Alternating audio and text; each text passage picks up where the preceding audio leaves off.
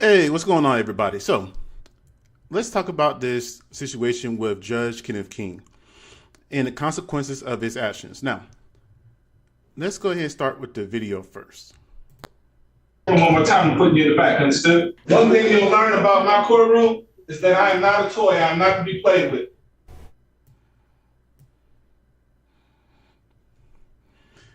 Now, you see, he initially gave a warning of the whole entire situation, right? Now, I wish I could find a full video of what was the. I'm thinking maybe she needs to go to the juvenile detention facility. You do understand that we have a jail for kids. So, do I have any reservations? Do I think I was heavy handed in what I did? No, I don't, because I'll do whatever it needs to be done to reach these kids and make sure that they don't end up in front of me. So, that was my own version of scared straight. Okay. Okay. So,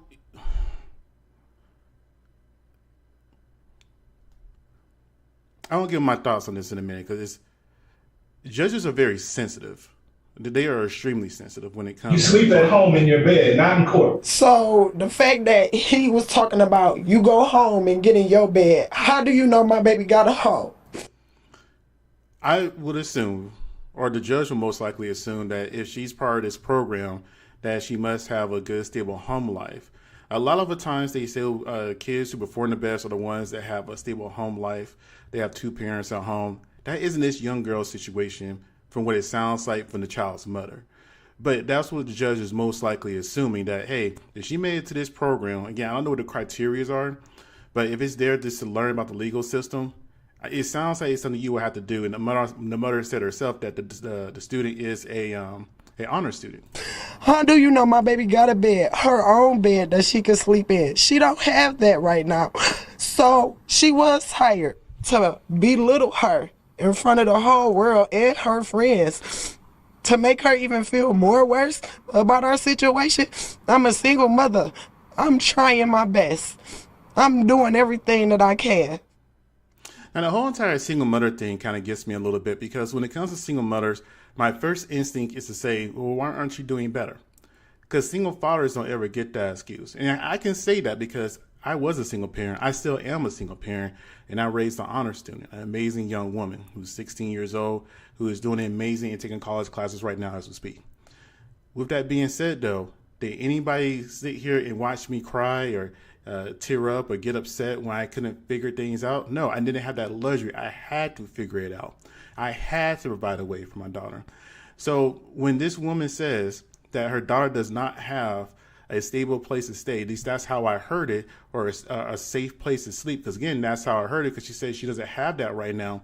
If the wrong people hear that, or that judge wants to be malicious, or she has a connect, or he has a connection within DCF system, he can go ahead and send people to wherever that young girl is at, and make their lives even more difficult and take her children away while she's over here online crying. She shouldn't be on here crying at all.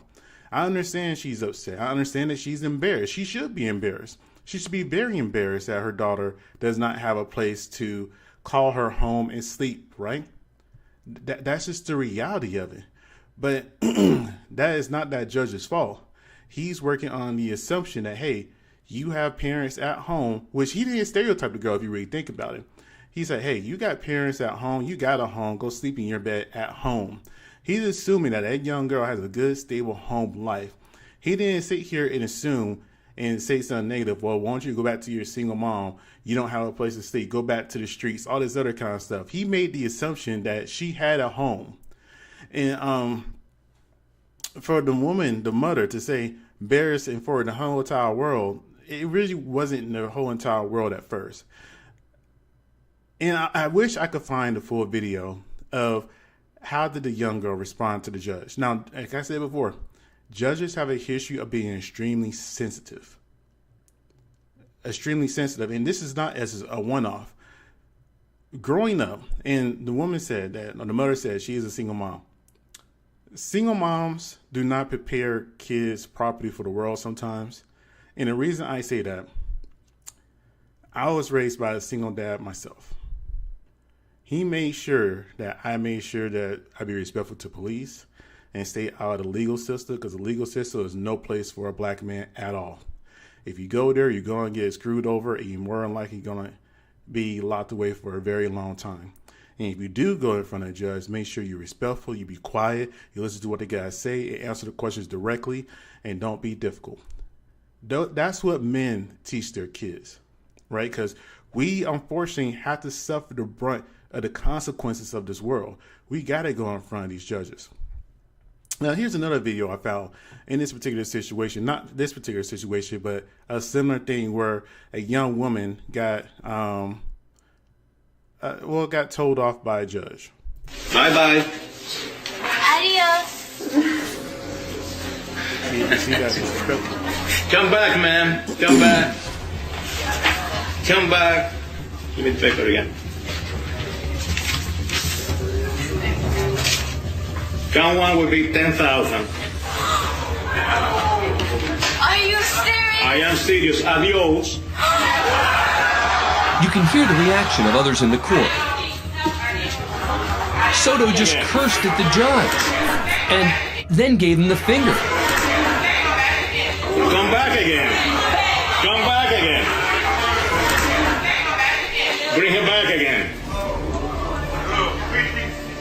I believe I heard you saying.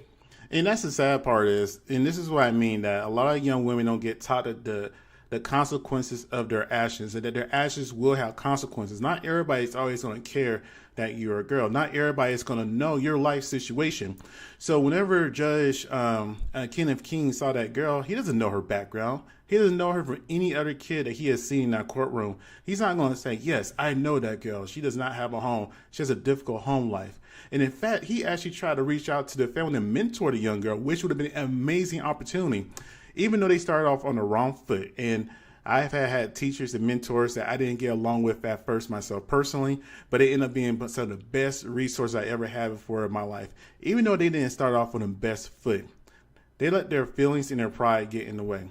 Having a resource, being a mentor by a judge, can open a lot of doors for her daughter.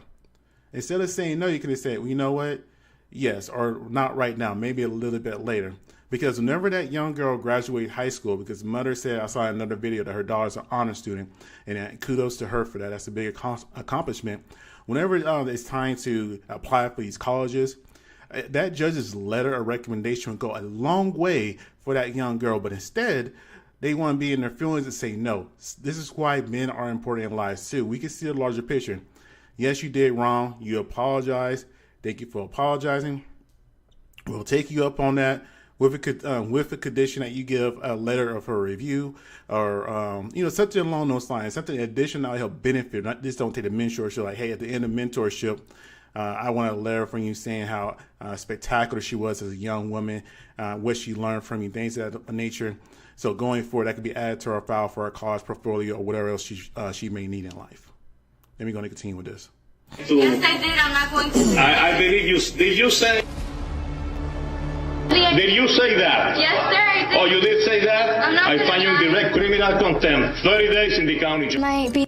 And that's the thing, right? And that's why I said I wish I could see the original video with Kenneth King and the young girl. And I was just using this video here as an example that sometimes girls or females or women have a habit of not taking men in authority positions not as seriously as they should, especially like a judge. Now, again, the girl seems smart according to her mom and the awards I saw that was held up for her.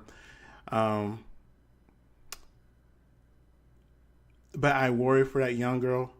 Sometimes when you don't have a stable home life like that, it could take you one or two ways. It could take you directly to the streets, or it can go ahead and push you even further and make sure that you're successful so you won't ever have to see that kind of situation ever again.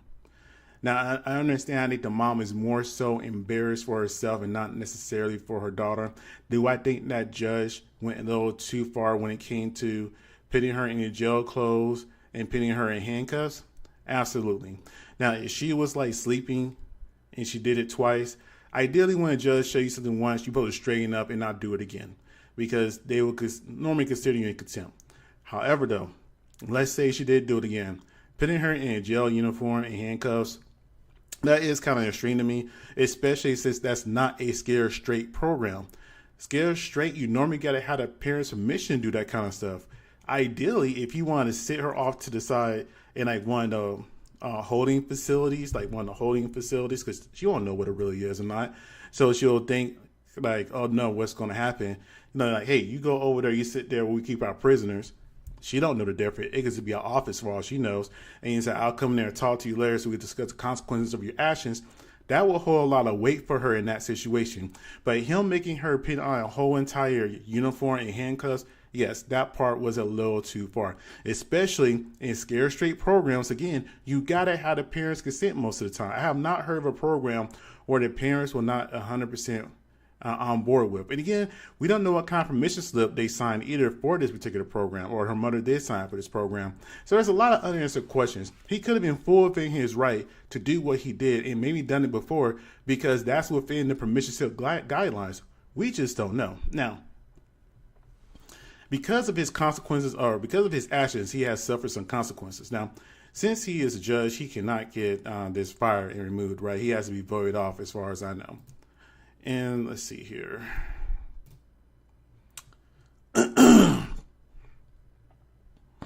So they had this letter that come out. Okay. Detroit, Michigan, August 15, 2024. And I got a little science issue going on, so excuse me for a minute.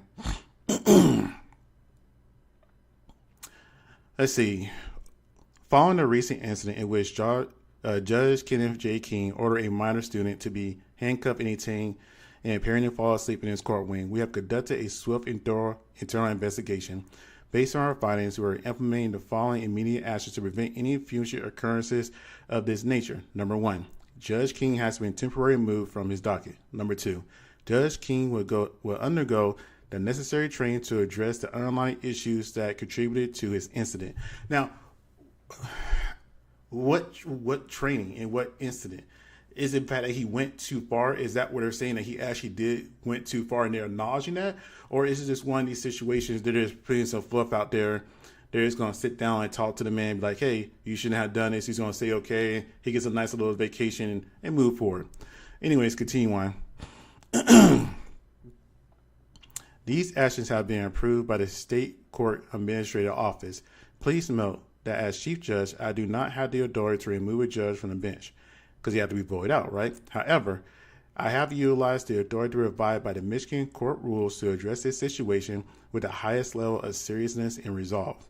We hope that these steps will help reassure the public of the 36th District dedication to serving our community with integrity and fairness. The 36th District Court, known as the People's Court, remains deeply committed to providing access to justice in an environment free from intimidation and disrespect. The actions of Judge King on August 13th do not reflect this commitment. But does it? They're in Detroit. Detroit is one of the highest crime areas in the United States. There are literally bodies all over the place. So if he feels a need to be extra tough on these kids so they won't fall into the gang life or the horrible activities that they go into, on one hand, I can understand it. Sometimes we got to understand the environment these people are in when it comes to the harshness of the realities that they face. Detroit is not a soft place. If I remember correctly, Detroit is known as a city of broad shoulders. This doesn't make sense to me. If you're trying to correct the community, you got to be hard on it on times. Now, do I think he went too far? Yes. Did he need to reprimand her for her actions and lack of respect by falling asleep repeatedly? Yes. It doesn't matter if you're tired in the real world, like I showed in the other video. If you sit here and disrespect a judge, or a judge is perceived that he's being disrespected, you're going to suffer some type of consequences of that action. And we have to be okay with people suffering the consequences of those actions, because that's how wisdom and better communities and people are built. Okay. To continue, we are regularly and actively welcome students to observe and engage through the judicial process, aiming to provide valuable education experience and foster familiarity with the justice system. We sincerely hope that this incident does not undermine our long-standing relationship with the local schools. Our thoughts and actions are now with the student and her family. We are committed to taking these corrective measures to demonstrate that this incident is an isolated occurrence. We are dedicated to ensuring that our court continues to uphold the highest standards in fairness and respect.